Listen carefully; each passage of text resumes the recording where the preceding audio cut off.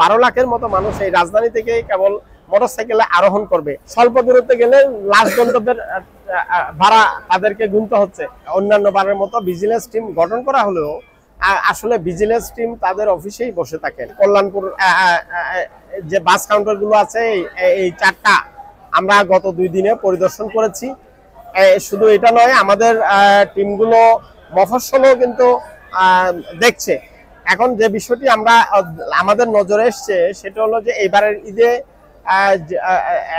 অন্যান্য বারের মতো ভিজিলেন্স টিম গঠন করা হলেও আসলে ভিজিলেন্স টিম তাদের অফিসেই বসে থাকেন। তাদেরকে বলা হয়, যাত্রী সাধারণকে বলা হয় যে আপনারা অতিরিক্ত ভাড়া নিলে ভিজিলেন্স টিমের কাছে গিয়ে অভিযোগ করেন।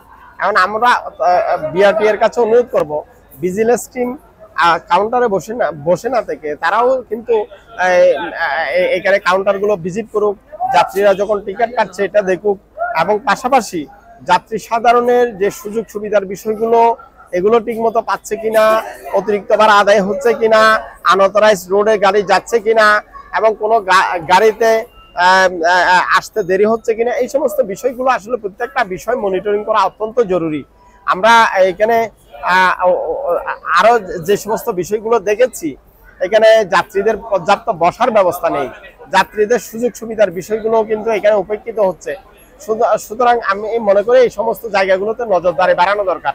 একই সাথে আমরা আরো লক্ষ্য করেছি, ঈদকে সামনে রেখে সড়ক পরিবহন মন্ত্রণালয়, রেলপথ মন্ত্রণালয় এবং নৌ পরিবহন মন্ত্রণালয়ে তাদের অধীনস্থ প্রতিষ্ঠানগুলো যে ধরনের সিদ্ধান্তগুলো নিয়েছিলেন যাত্রী ভোগান্তি লাঘবে, বাড়ানো রাজ্য প্রতিরোধে এবং সড়ক দুর্ঘটনা কমাতে, আমরা লক্ষ্য করছি এই ধরনের সিদ্ধান্তগুলোর অধিকাংশই আসলে বাস্তবায়ন হচ্ছে না। যেমন জাতীয় মহাসড়ক থেকে ইজি বাইক উচ্ছেদ হয়নি, ফলে বাসগুলোর ট্রিপ সংখ্যা কমে যাচ্ছে আর আমার ক্যাপাসিটি কমে যাচ্ছে।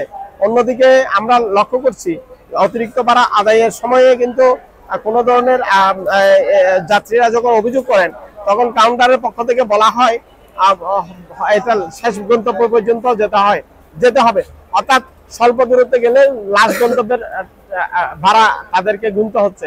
এই সমস্ত জায়গাগুলোতে আমি মনে করি সরকারের নজর দেওয়া অত্যন্ত জরুরি। দেখুন, এইবারের ঈদে আমাদের প্রায় 12 লাখের মতো মানুষ কেবলমাত্র মোটরসাইকেলে যাতায়াত করবে। আমাদের গণপরিবহনের সংকট এবং অন্যান্য যে সমস্ত এই যে যানজট, জনজট, অন্যান্য যে সংকটগুলো, এবং এই যে একটা বাস নির্দিষ্ট সময়ে ফেরত না আসা, নির্দিষ্ট সময়ে গন্তব্যে না পৌঁছা, বাসের অতিরিক্ত ভাড়া, সবকিছু মিলিয়ে মানুষ কিন্তু 12 লাখের মতো মানুষ এই রাজধানী থেকে কেবল মোটরসাইকেলে আরোহণ করবে।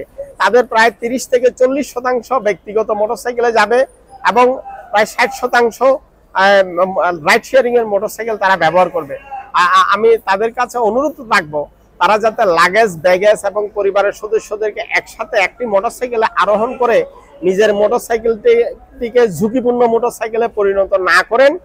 তাদেরকে আমি অনুরোধ করব, তার নিজের জীবনটি আগে, তার সময়ের চেয়ে জীবনের মূল্য বেশি, টাকার চেয়েও জীবনের মূল্য বেশি, এবং সবার আগে নিজের নিরাপত্তা নিজেকে নিশ্চিত করতে হবে, সেই বিষয়টি তাদেরকে ভাববার জন্য, এবং মোটরসাইকেলে আরোহণের সময় নিরাপত্তা সামগ্রী সবার আগে ব্যবহার করে যাতে মোটরসাইকেলে আরোহণ করে সেই অনুরোধগুলো রাখবে।